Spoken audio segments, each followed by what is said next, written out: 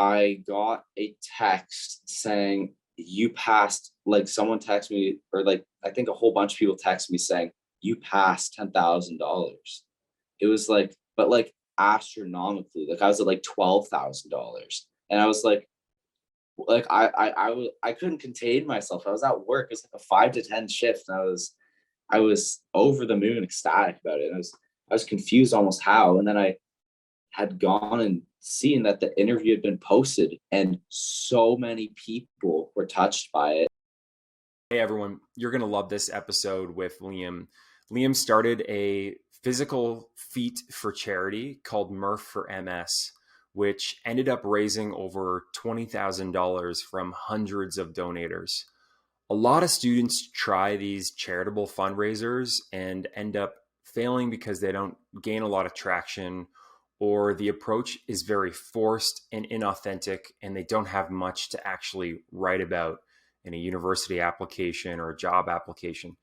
This is the exact right approach to follow. Authentic, there's a clear why behind why he did it, and you'll notice that it just became this sort of incredible wildfire that proliferated into a huge success.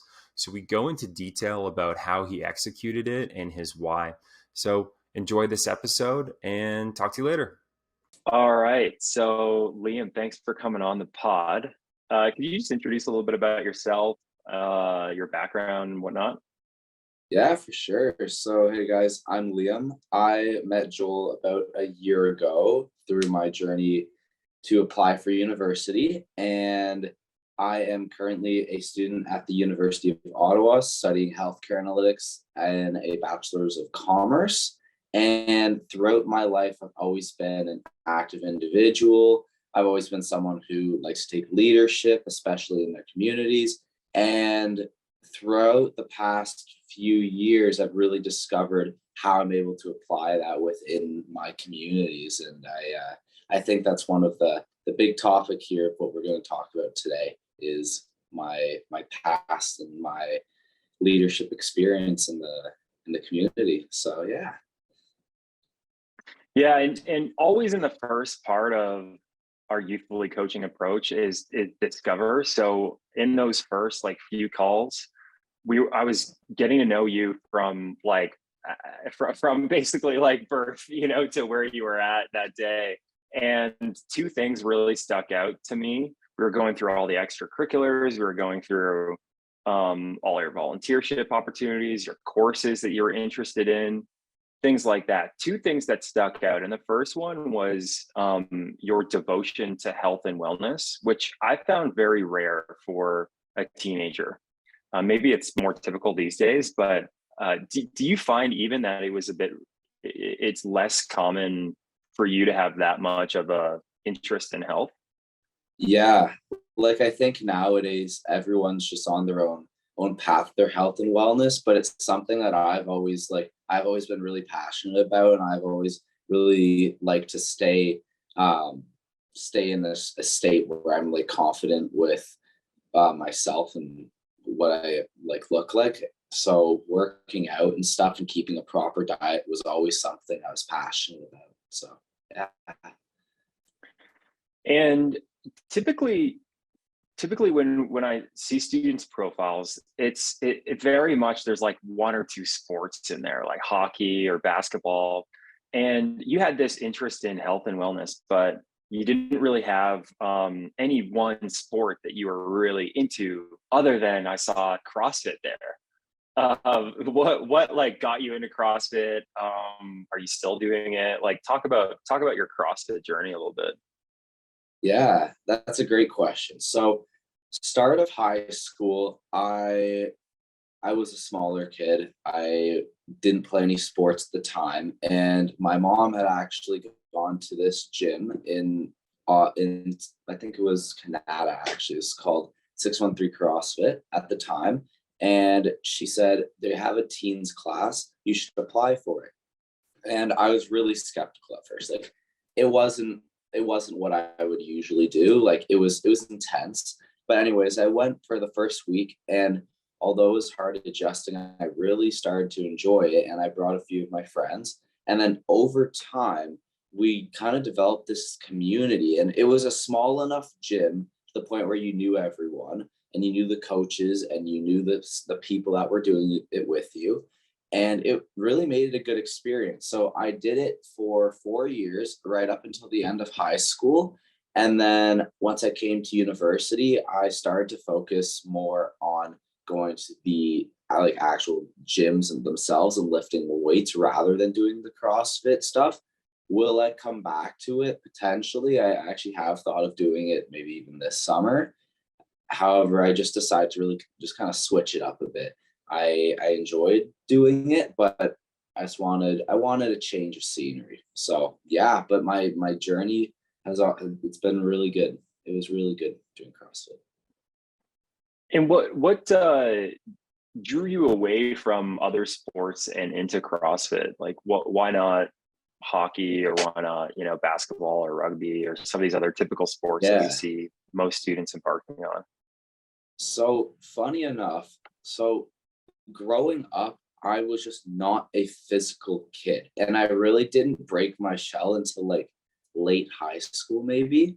So playing a lot of physical sports just wasn't up my alley. Stuff like hockey and like rugby or football or anything like that. Like it really just wasn't what I was passionate about. Of course, I played soccer as a kid up until probably the start of middle school, but nothing competitive or anything like that, just because I didn't have that competitive urge in me. But I think when I started CrossFit, it really allowed me to break open that shell and say, like, hey, you have this athletic ability. My father, for instance, he was a phenomenal hockey player. My mom was also a great athlete. So I have the genetics for it. I just wasn't able to break open that shell. So CrossFit really allowed me to do that, which was really good. Hmm.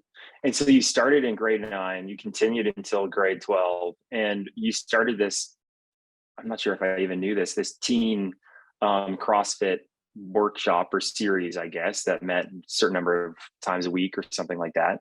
Did you see drop off over the years? Like, because I think when we started talking together, I think you were the only young kid still at the gym. Yeah. Is that So what happened? Like there was a lot of drop off over the years? yeah, well, pretty well. There was always so when I started in grade 9, I was the youngest kid in that team's class, like easily by probably a year, maybe even two. I would say about at least a year. So it was really intimidating. But every single year that went on, I became closer and closer to like the oldest person, and people, like you said, just started kind of dropping out. And I don't know if it was a commitment issue. I don't know if they just found other interests, but it was funny to see slowly but surely everyone just kind of dropped. And there was maybe three of us I can think of in particular that stayed all the way through. And yeah, so it's funny to see, but it's also very interesting. And yeah, I don't know. It was good though. What do you think was it that kept you three there? Was it, because I know that you also had a good relationship with the owner, or was it the bond with those three people? Was it just Mhm. purely maybe your focus, not having any extracurricular like distraction, if you will? Yeah, I think it was honestly a mix of a lot of things. This first one being I wanted to stay in shape. I wanted to stay active, and that was my main source of it. But then also the relationships that I created throughout it. So my like a lot of the people there, like all the people that were getting taught, and then also the coaches and even the owners and stuff, I developed these really strong bonds with them. And it's some of those bonds where I haven't spoken to some of them in months, but all of a sudden I'll like run into them and we'll have like an hour-long conversation in the middle of a grocery store kind of thing. So we really were able to develop this community, and that community I think really encouraged me to stay all those years. And then, like I said, just keeping in shape and stuff. Cool. And then, so that was the first thing that really stood out is your interest in CrossFit. And then the second one was around, I think I remember asking you a question, because in these initial calls, I don't know if you remember this, but just being like, kind of like this, bombarded with different questions. And one of the questions was, if you had to solve any issue in the world, um, what would you solve? And your answer was multiple sclerosis, or MS. Could you give a little bit of background about why that was your answer? Yeah. So the topic behind MS or multiple sclerosis has always been something that has been very impactful to me. So my father was diagnosed with multiple sclerosis. It's a neurological disease that affects the central nervous system in the body. So it pretty much disables him from using his legs properly. And he was diagnosed over 10 years ago. And it has really been a challenge for my family, especially him, to do many activities. And he went from being one of the most active people, like this, like from all my like other family friends and a whole bunch of people's perspectives, to not being able to walk properly, not being able to ski and even play hockey anymore. So it was really hard on, it's been hard on our family, and it's difficult to see my father just struggle every single day but continuously push through. And when you asked me that question, it was like easily the first thing that came to mind, because it's something I can't stand. Hmm. And I knew that you wanted to do a passion project. And so with passion projects, it's all about figuring out something that is genuinely something that you want to do, that you work on uh, with your own will, and that you're intrinsically motivated to accomplish. So it became really clear to both of us what two things to combine, uh, you know, MS and possibly some sort of like a charitable fundraiser. And then slowly, we also combine that with CrossFit. And I don't know if you remember this, but like, and for the audience, what was going on at the time was, this was COVID and gyms were shut down. You were no longer going to CrossFit 613. And I think were you working out at home at the time, or were you like Well, just kind of that was the trying to stay problem. fit somehow? Like Yeah. I was trying to, and I did what I could at home, but with all the gyms shut down, like the community and like this source for people to go work out, it just wasn't available anymore. I think that was what kind of sparked it almost. Mm. Yeah. And so then there was this other synergy where you wanted to get back into working out anyway. So it's like, check Yeah. that box. um, so then the idea was around doing a charitable fundraiser and implementing CrossFit in some way through some form of a challenge. And I remember we were brainstorming a bunch of different challenges. I think we were looking up, like, at the time, the world record for the number of pull-ups or something like that. Yeah, something like that. Yeah. And then, do you remember? So for the audience, like, what did we eventually land on? And just describe what exactly that is.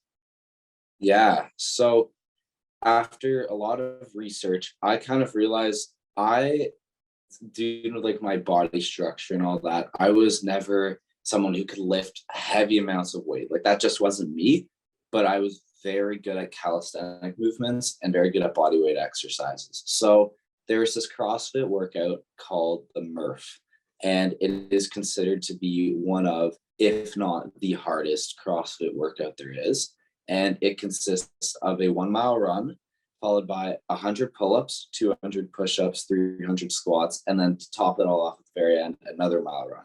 And at face value, it was very scary, very intimidating. It is intimidating to most, but it was something we landed on in the end, decided to pursue, because that was my strong suit. I was able to do a lot of pull-ups. I was able to do a lot of push-ups. I was always a really good runner. So all these boxes kind of got checked off, and we said, yeah, like that's what we're gonna do. And I think it was around March at the time as well. And the idea somehow formed into um, focusing on it for 1 month. And we chose July, I believe. And it was doing the MURPH workout once per day in all Yeah. of July. Yeah. and getting as many people to sort of like jump on board with this movement as possible. And in doing so, raising awareness of MS and raising money for research. So we gave you a little bit of that time so that you could actually train and prepare yourself for this, for doing the hardest workout in CrossFit every single day for 31 days or whatever. Do you remember before you even started to like get really grinding into the preparation of your body, do you remember the very first thing that we did once this idea was well formed? The who, the what, the where, the why, the how. Once that was all done, do you remember that first thing that you did? There's a lot that happened at once, to be completely honest. So thinking back, well, one of the first things we did was we created the GoFundMe, and the GoFundMe was going to be our main source of collecting proceeds for the MS Society of Canada. So we developed a large document of a description and what it is, the background behind MS. And through that, we also created a video, or I created a video of almost like a teaser trailer kind of thing, but it was more of an informational video as well as to what it was going to be, when it took place, how to get involved, etc. So we all put this on a GoFundMe page. And after that, we kind of knew we had to start pushing it out there. So the biggest or the best idea, I guess, that we kind of thought of was we should expand this as much as we can. So we decided to take, I think it was 200 gyms across all of Canada, all CrossFit affiliated, and email them asking if they wanted to join. And going into that, I was kind of skeptical, to be honest. I really didn't know how many people were going to say yes. Like, I was 16 at the time, as some 16-year-old emailing you saying they're going to do the hardest CrossFit workout 31 days in a row. Like, I wouldn't believe it, to be honest. So I was really happy when I think 5 of them responded back saying we'd be more than happy to support it. And this ranged from people here in Ottawa to gyms out in like Calgary, Alberta. So it really became like a whole national thing, which is really, really interesting. And we got these 5 on board, and we told them every single day, if you can, post a video of you doing the MURPH. But then we decided that it's kind of impractical for a lot of the gyms to do it. So every single day, that is. So we decided on a day, being July 3rd, where we would get all of the gyms, and then in addition to that, other people who want to support the cause to do a MURPH on, I think we called it MURPH Day or something like that. It was something along those lines. And it was a day for people who didn't necessarily want to commit to the full challenge, which, I mean, most people would probably say, like, no, I'm not interested, but still want to support it and still want to give it a shot. So we developed that. Now, I don't know if there's anything you had in mind that was before that. Yeah. You're getting way ahead. Yeah. Yeah. The one thing.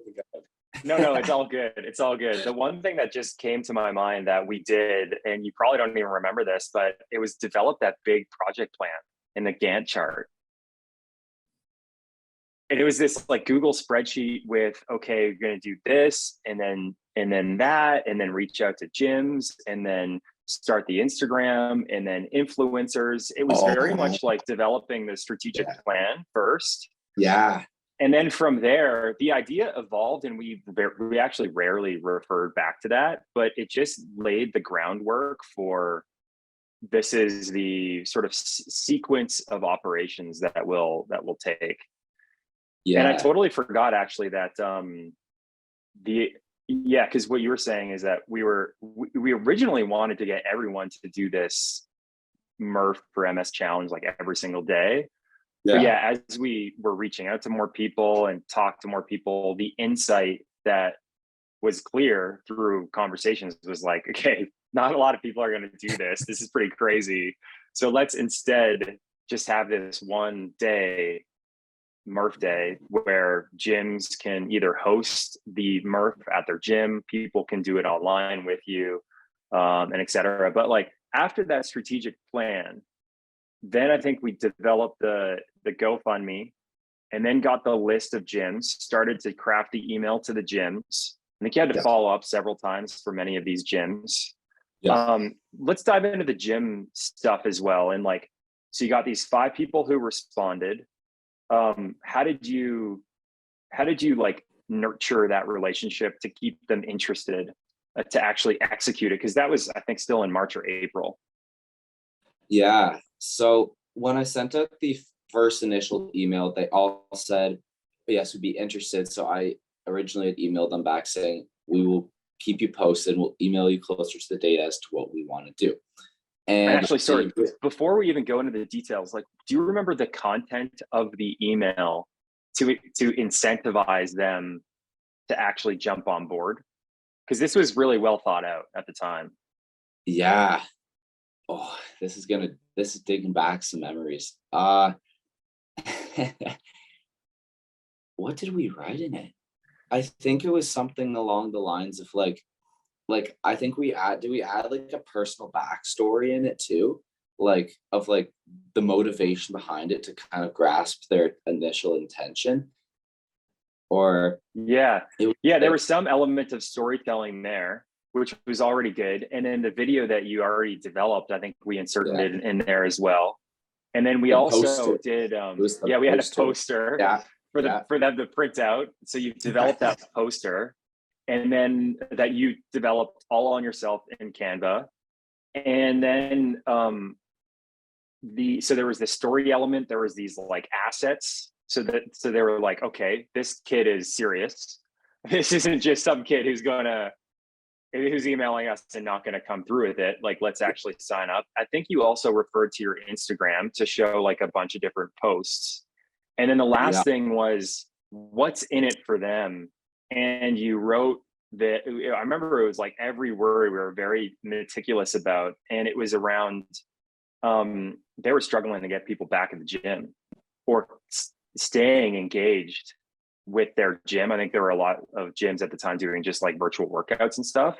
So the incentive for them was like, this is just another virtual workout.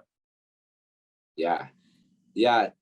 I totally forgot about that part, because that was one of the driving factors behind all of it, was to get people back to these communities in their CrossFit gyms. Because like you said, with COVID, it shut down the communities for CrossFit. So giving them the incentive to participate allowed their gyms kind of come back together during the tough time that it was. So yeah. And then the Instagram too is also a big part, which I completely forgot to mention earlier. Like that was a weekly posts and stuff that I kept up with for that to really help spread awareness, I think. Yeah, I think you had so you got the MURPH for MS Instagram, 4 with the number 4.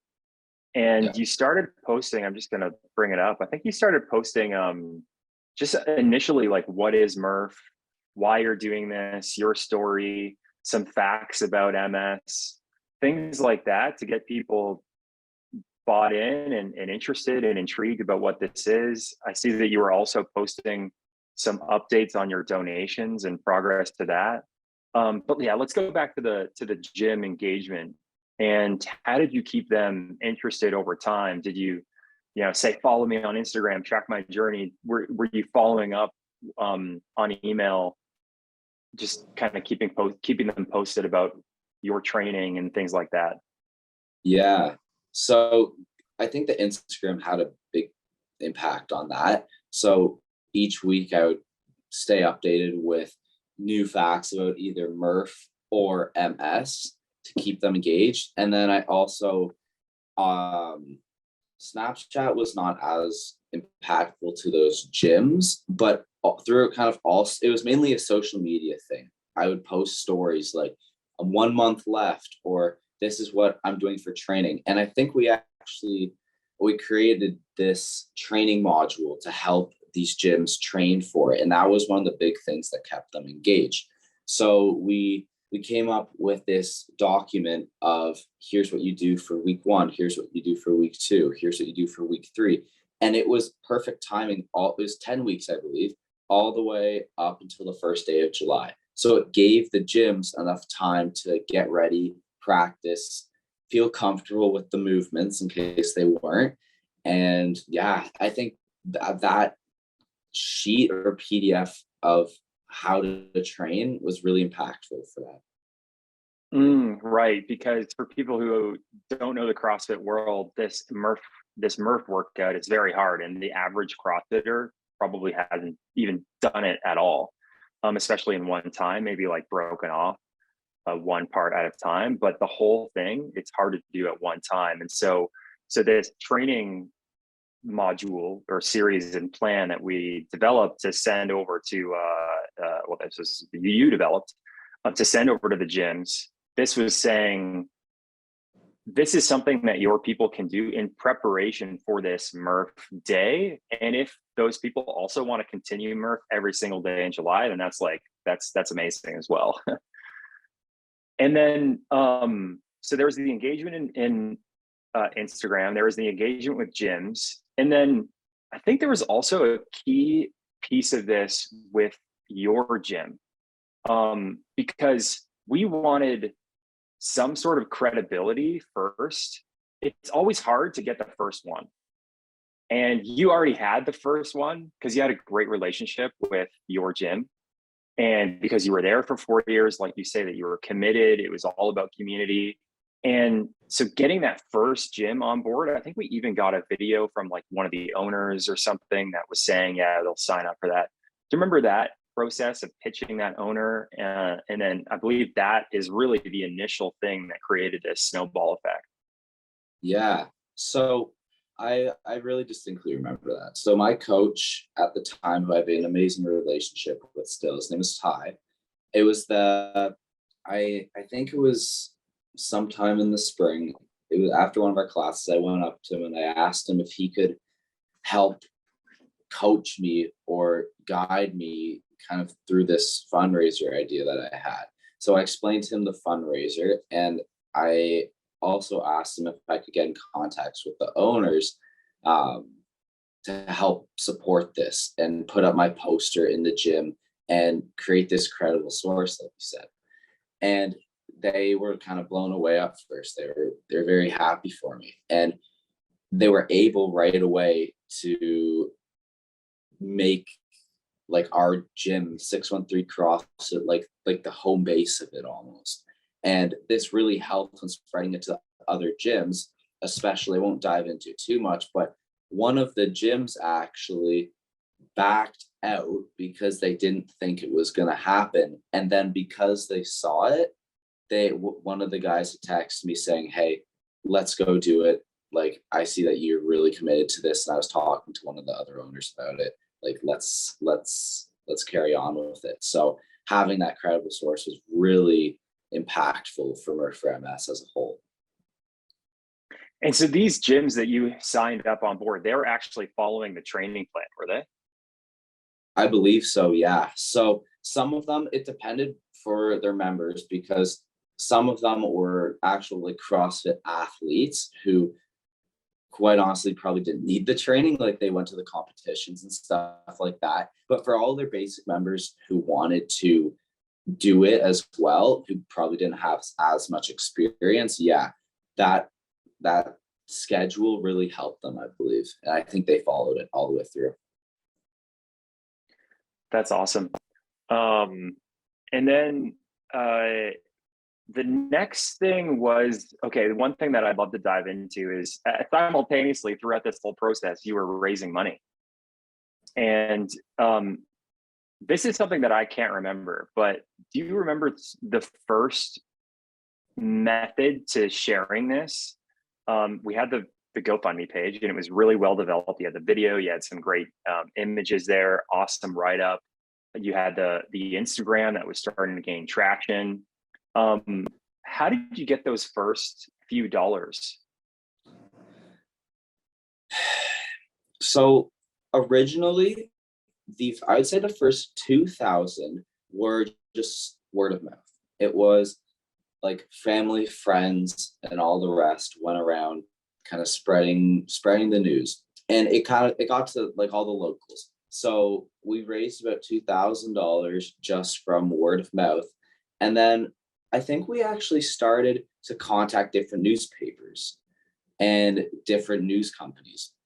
So I ended up getting featured in, I think, three newspapers in Ottawa. I think two of them were in Stittsville. One of them was just, I think one of them was Ottawa, two of them were Stittsville in specific.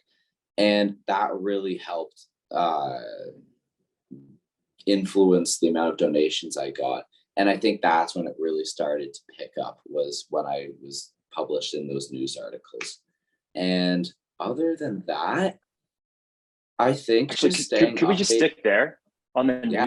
news piece? Because that was a totally different stream around, because you got on the radio, you were eventually interviewed, and we'll get into the interview where the guy came. But Yeah. those articles, was there some sort of a pitch that was sent to those to the authors or newspaper writers? Because I know there was like a family friend connection to the radio station, but the actual news articles, I don't think there was any connection at all. Yeah. So I think one of the driving factors, so one of them, I was a student at the time. So I think one of the authors for one of the articles, I remember specific, he worked for the school board I was in. So I think in that email, I had sent him something along the lines of, I'm a student at one of the schools in your school board. So that, I think, helped him. And how did you find them? I can't remember this. Was this just on LinkedIn, or I think we were looking at some sort of newspaper articles as well, and just looking. I think I was like told you to just go through many different authors and see their background. I think I had searched up. His name was John, and I think I'd actually just gone online to, I think it, oh, Community Voice. I think that's what it was called. I went online and I found this news article called Community Voice, and it was for Ottawa. And I think I went on there and I saw that he was the author to pretty much all of them. And from there, I was able to contact him, but it was more or less like, not luck of the draw, but being able quickly to like see that connection of, hey, this guy, I'm kind of connected to him. How can we make it so, like, more appealing to him to write about this? So yeah. Nice. And then yeah, you were gonna keep going on that before I interrupted you. Remember what you were gonna say? On the news articles, or Yeah, I think it was because I interrupted you because I wanted to go into the details on reaching out to, like, that actual reach out and how we did it. And then I think you may have been talking about like furthering the connection with those people from these newspapers, and maybe even like the radio station, and how that came together as well. Yeah. So the radio station specific, that was really interesting. So one of the I guess we'll just say people on it is one of my mom's friends. So we had a connection with the radio station to begin with. It's one of the Ottawa news radio stations. And we pretty much sent out an email saying, hey, this is the fundraiser that I'm doing. Would you be able to give like a 1-minute speech on it, just to kind of raise awareness for it and kind of spread it as much as it can? So we contacted them, and like right away, they were like, of course, like, we'd love to. So it was, I think, right before it started, right before the MURPH for MS fundraiser started, they put it out. And I think that really helped gain funds for MURPH for MS, and was really good because since it came out right before it actually started, it it people who jumped on board at that moment were able to immediately follow through with the journey that I was on through 31 days. So yeah, and then the other two articles, I think they Stitzel were Central. the Stitzel Central. Yeah, that was one of them. Yeah, they those ones I think were more local, Yeah. but and that one I think that one we tailored it, or I tailored in the fact that I was from Stittsville, so and I don't think they had that big of a story. Like that was their homepage. Like that was like the front of like Stittsville Central for like a good probably few weeks to a month, because Wow, they that's hadn't huge. had anything that big.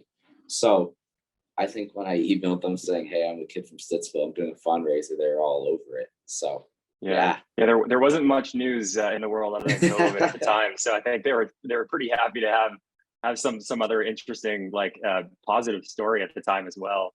Yeah. And then I'm just reading some of the notes here, and there's two things that I want to go into. The first is No Frills, and talk a little bit about how like their donation and your background there. Yeah. So I worked at No Frills as one of the, we'll say, general or head supervisors for about 2 years. So I was involved in the store.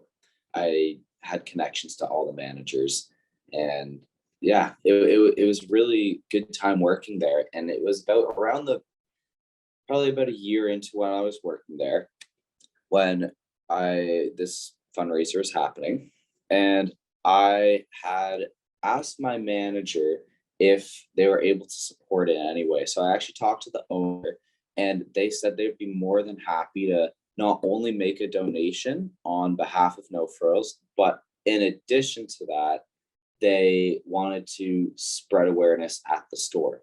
So we started by making, so I made a poster, and the poster we put up on one of the bulletin boards right at the entrance or exit, I believe, at the store. So anytime someone would come in or out, they would see the poster. And we also put it up on every single cache. So on the caches, they had like the big plexiglass, right? That was like being like that little barrier. And we put it like right on that.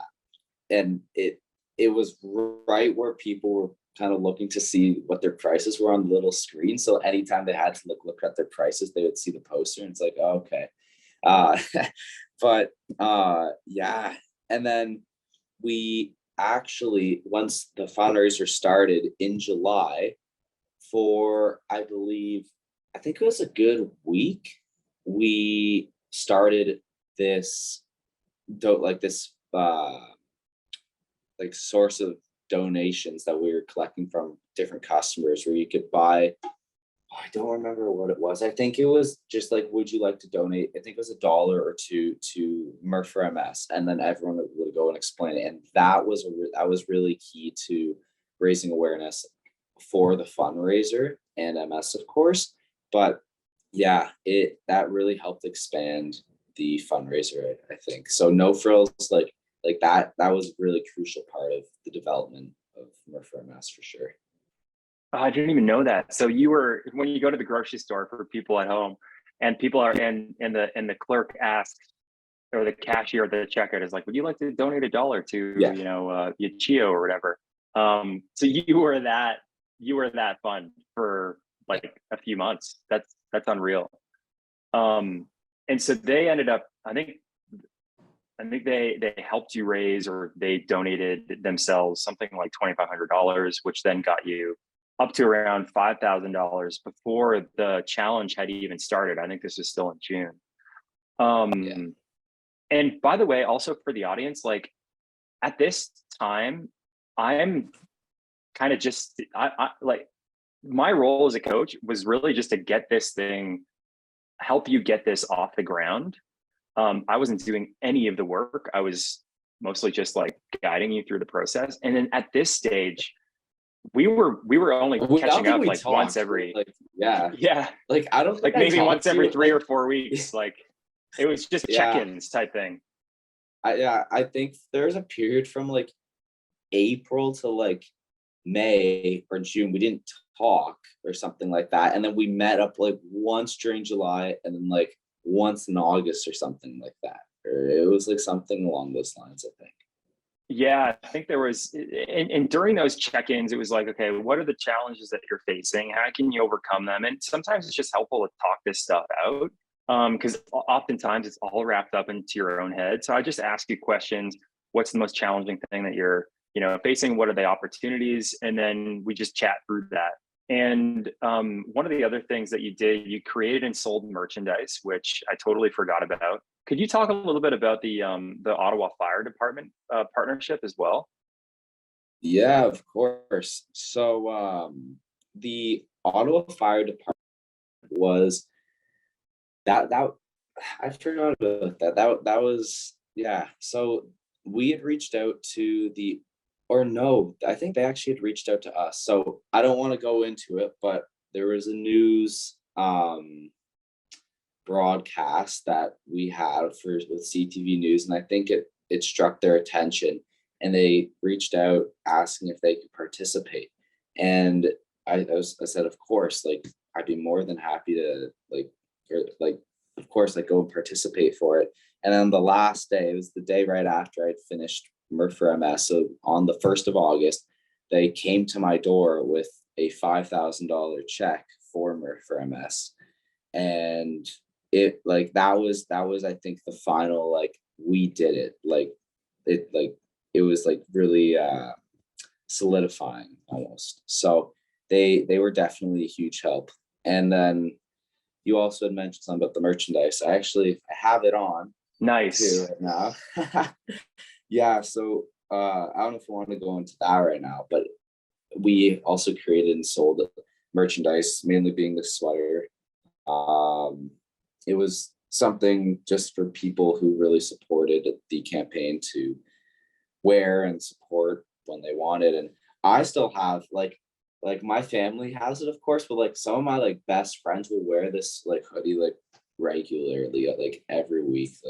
It's sick. I don't know. I like it. It's a good And then we, reminder. It's a good reminder for you to do it another yeah, MURPH 2023. yeah. Yeah. So let's get into the details of actually, okay, so July comes, you're doing your first MURPH workout, you're on Instagram every day, filming or posting like 1 of 31 completed, 2 of 31 completed. Talk to me about that first week. How did that first week do? And you did a couple of them alone, but I see that you also did some with and I recall this, you also did one with 613. Yeah, Now it's called Fitness. yeah. Yeah. What was going on in that first week, both mentally, physically, and then also like on the project as well, and how that was shaping up? Was the word getting out there? How are you doing Yeah, so this is kind of getting to the real stuff now. So the first day I remember doing it, the original goal was I wanted to film the whole thing. Like I wanted to be able to like have my camera in my hand and film it like there back. And like because I was kind of nervous about like people like trying to like call me out almost on it. Like I wasn't doing it, but like I mean in the end I had enough credible sources and stuff. Like I had someone with me every day. So I it didn't end up working out because I had to have a timer on, and it was kind of a mess. The first day it was tough. I was not expecting it to be that bad. Like I had done a lot of training up until then, but for whatever reason, that first day was tough. I remember kind of sitting down afterwards, being like I'm not gonna give up, but this I'm really in for it. Like this is gonna be that? tough. 1 of 31. Yeah. You have a lot to go. Yeah. So I went to go take I think an ice bath after that, and I did proper recovery, and then I went on with my day. And then the second day came, and I said, okay, like this is what I have to do. I got to just dial in, get it done. And I did that. It felt actually a bit better than the first day. And then the third day came, and the third day, after like when you work out, the second day after you work out is always the worst. Like like right the day after, like you're sore, but then the second day is when it really hits you. So on this third day, I was in pain. Like I could not walk. I could not like stretch all the way up. Like I was very sore. And I decided, it's a great source of motivation for this would be to go to my gym and just be around people that are going to help me out with this. So it was a Saturday, and yeah, yeah, there it is. So it was a Saturday, and I'd gone to 613 Fitness, and we all had all done it together. And it was really motivating for me just to be around people and see them do it with me and encourage me the whole time, and just being around my community, this community that kind of started to fall apart throughout COVID and kind of got brought back together. So that third day really helped motivate me. So in that photo too, you can see like my coach ties on my left, and then a whole bunch of the other members are on like the right side and stuff. And yeah, like all those people stuck through with me throughout the entirety of MURPH. So every single Saturday after that, I believe, I tried to go to 613 Fitness to do the MURPH with them. And then fourth day, fifth day, sixth day, and seventh day, was, I think I did all of those ones on my own. And by the end of the first week, I'd kind of gotten into the groove, and the physical battle actually started to ease up. I knew the first week would be the worst, because the first week was when my body would have to start adjusting to it. And the funniest thing was that originally I thought that with every single day, it was going to get harder. Like I was going to struggle more. But physically, the physical battle that I went through actually got better, which was really funny. I was actually able to do the MURPH faster. Like the first day, I think I did in 58 minutes. Like it was like just under an hour. And by the seventh day, I was doing it in 52. So I cut like 6 minutes of time. And it was like that came like really shocking to me. So I think this physical battle really started to ease up as it went on. But then I think after the first week, I started to realize that it wasn't the physical battle that was going to be the challenge. It was going to be the mental battle. So this mentality I had was, I'm doing this for my father. I'm doing this for people with MS. It's not about me. It's about those people who are struggling every day.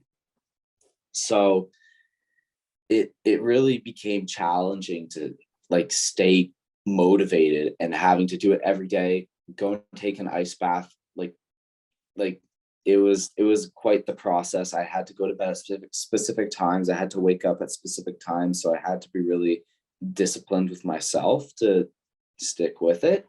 And throughout this time, after this physical and mental battle went on, we continued to raise funds through posting on Instagram, like you just showed. And then word of mouth was kind of the big one at that point, because at that point we had the 5 gyms participating. We had just multiple factors kind of tying in. And I think at that point, it was close to the end of the first week that I hit the $10,000 mark. I think it was a bit after, maybe day 10. I would say in one of my descriptions of my posts, I think. Right after day 14, you posted something with $10,000.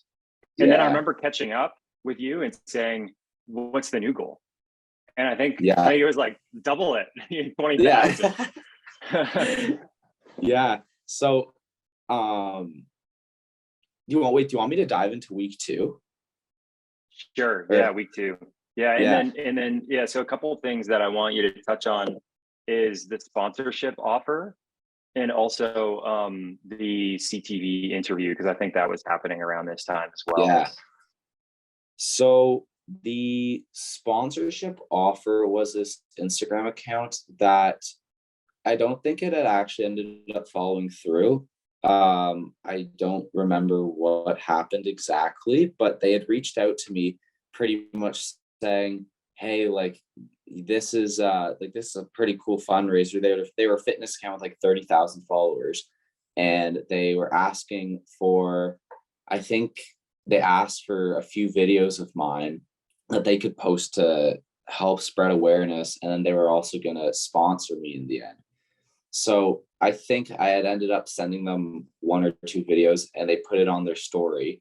And it was this big sponsorship, but for whatever reason, I think it just fell through. Like I I think it may have been just a one-time thing potentially. Like that was why it just fell through. But yeah, that was kind of like when they reached out to me, I was like, whoa, like this is like I don't know who this person is. They're like this fundraiser is really picking up through it.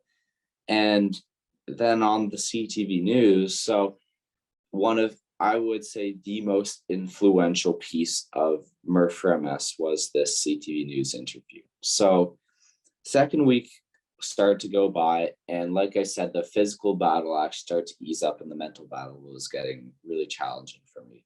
So I continued to do it with friends, family, and my gym, of course. And I had reached out to a gentleman named Jeremy.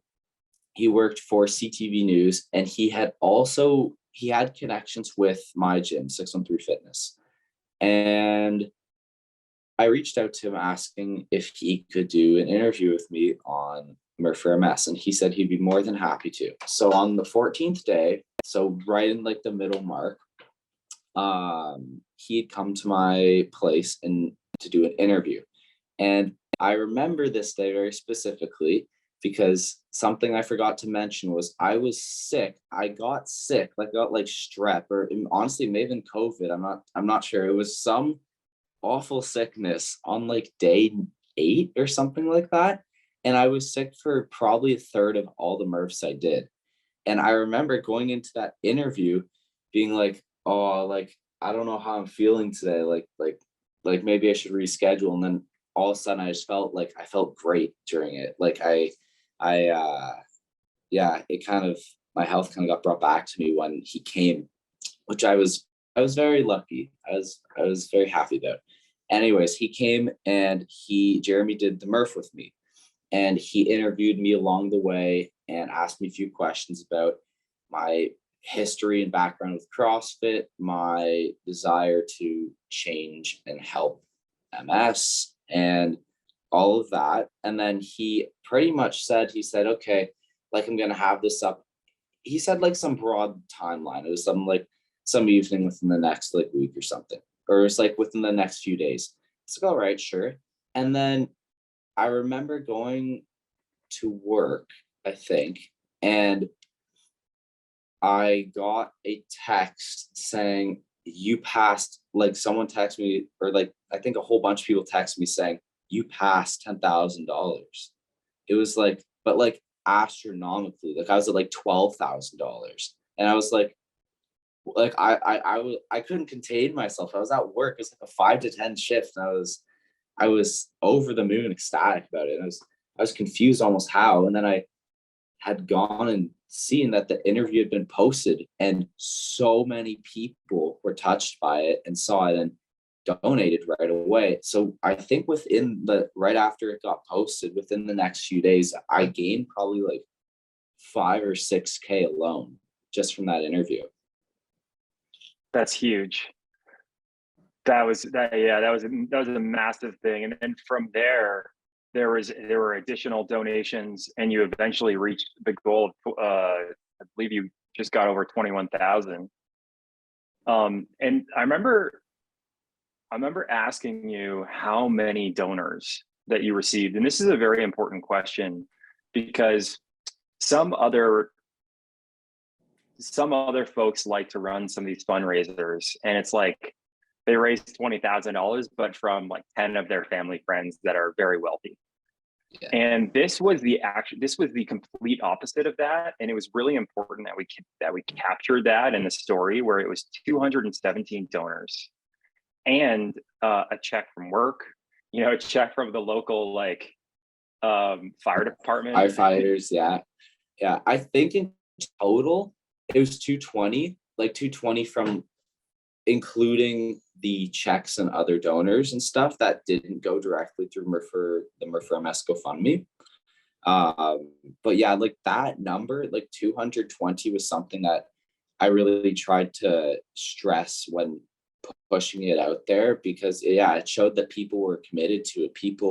it wasn't just like you said, like 10 wealthy people that were just like, here's a whole bunch of money. Like people were actually interested. People decide to take time of their day to look into it. Yeah. And then another partnership that we forgot to mention, and I remember this was in the original plan, and then you just happened to execute at some point throughout this whole journey, was the connection with the MS Society of Canada. I think they were spreading the word. I think they may have been promoting it over like their email list or in their Instagram and things like that as well. So there's that one. And then you also partnered with some influencers, and I think you actually traveled to Coburg to do one of the days with like a fitness influencer, with a CrossFit influencer, and then he was sharing it, and that blew it up and even more. And so this became a life of its own, and it was insane just to sit back and kind of watch this evolve. Yeah, that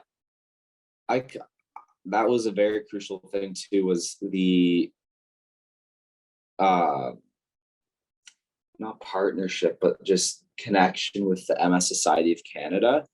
So I had actually gone on a call with about 100 people, and I had told my story to them. I think it was right at the end of MURPH, the MURPH for MS project. And I had gone on a call with a whole bunch of people from the MS Society of Canada and told my story. It left some in tears, to be completely honest. Like a lot of people were very touched by it. And that really raised awareness for my fundraiser. And then on top of that, like you said, Coburg. So I had driven down. So CrossFit Coburg was one of, actually, if not the first gym that reached out to me after I emailed all 200 saying like they had no doubts in me from the start. Absolutely no doubts for me. Like I could tell this group of people were going to support me and help me as much as they could. In addition to that, I think one of the owners, I think their mom had MS, so they were really touched by the fact that we were raising for the MS Society of Canada. So I had contacted them and asked if we could do it together. And they said, come on down. We're going to organize this big event to help raise funds for it. So I said, okay, sure. So my mom and I, we had gone down to Coburg, and we got into the gym, and it was like, the gym was beautiful, and there's probably like 50 people or so there. And all of these people, there was like 20 rigs, like a whole bunch of stations for everyone. And we all did a MURPH together. And it was really good. Like it was really touching. And that really helped spread awareness in a place that wasn't Ottawa. I think that was the big thing, because all the stuff we'd done up to that point was Ottawa oriented, Ottawa based. Whereas when we went down to Coburg being a fairly small town, so word of mouth is really applicable there.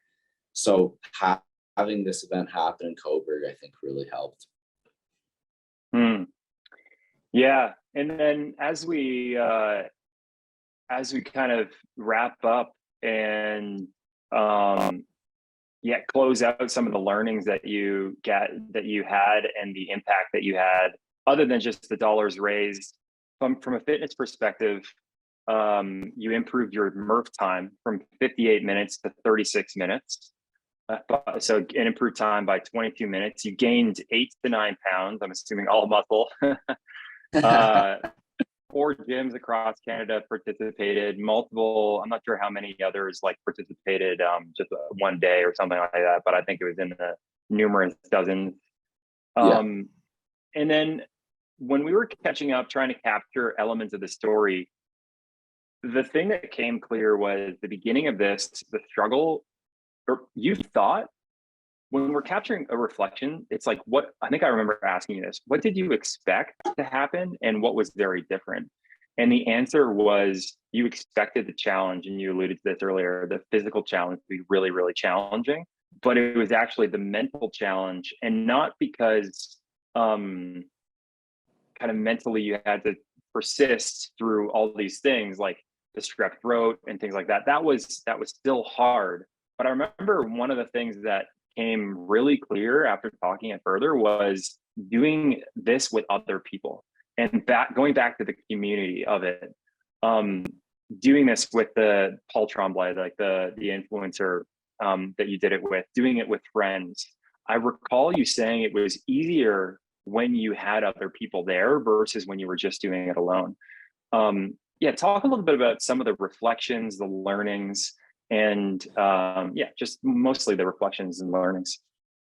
Yeah. So, like you said, I completely expected that physical battle to be the most challenging aspect of MURPH for MS, having to wake up every single day and just push my body to its limits.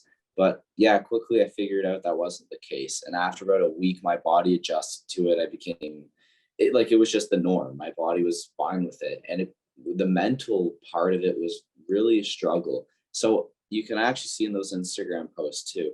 The first few week or first week or two, I actually did mostly alone. And then towards the end, I did, I would say probably 70% of them all with people. Like, and that was to help keep me motivated because after reflecting, I kind of realized that like having to wake up every day and just say like, all right, doing a MURPH, let's go, like we're doing it, and not just saying like should I even keep doing this? Like it was really challenging. So having almost two things, having people to do it with during it was really like it was helpful. Then also scheduling people in advance to help do the MURPH with me was also helpful because I could look forward to it. And I had pretty much someone new every single day. So that really helped me fight that mental struggle I went through. So yeah, like that after reflecting, that was easily like the biggest challenge that I kind of went through it, MURPH. And then, as a final sort of wrap up, how has it helped you today? What skills have you learned that you're still using today? Has it opened up any doors for you? Yeah. So um I think after MURPH for MS was when I realized that I like I was a determined individual and like I I'll start with two things. First of all, I found my true passion for working out. I like like it was my comfort area. Like that's what I enjoyed doing. And the second thing was that I was kind of able to like this whole MURPH idea was not something like I thought would have even been possible. Like having to to start at oh maybe I'll just raise like $100 or something, turn into like $21,000, doubling my initial goal too. Like just doing something that I didn't think was possible was really eye opening to me, and kind of using that in my daily life now, I'm able to realize that it kind of sounds cliche, but like nothing's impossible. Like you can do it no matter what, right? But like that really means a lot to me now. And that if I put my mind to something, like I can do it. And that's like I think MURPH not only for me, but for other people that did it too. Like there are some people that did the MURPH that were like, they were like, how on earth are you doing this every single day? Because they were struggling with it while they were doing it, but they also realized like that was rewarding. Like I didn't think I could do that MURPH. Like that was tough, but then they did, and they're like, whoa, like maybe I can't. Like why did I doubt myself in the end? So just I think the main like learning from it was like anything's really possible for me. And as for MURPH, I have contemplated probably like once every month at least doing it again. Like I truly have. And I think the just the timing and effort is something that's kind of pushing me away from it again. But it's something that I like honestly I wouldn't be surprised if it happens again. Like I really wouldn't, because I think a lot of people want me to do it again, and I think I could blow it out of the park even more next time. But yeah, it really was quite the journey. It definitely was. And another thing is like when you're applying to internships, you know, no matter what you want to do in your career, or when you're even back then when you were a supervisor at No Frills, being able to enlist people into your vision and bring people along for your journey and persuading people, I think that's a huge skill that's so difficult to teach in school. Like all this stuff that you were learning through MURPH, storytelling, hustle, just being scrappy, reaching out to all these people, convincing them of your idea, the persistence of doing it every single day.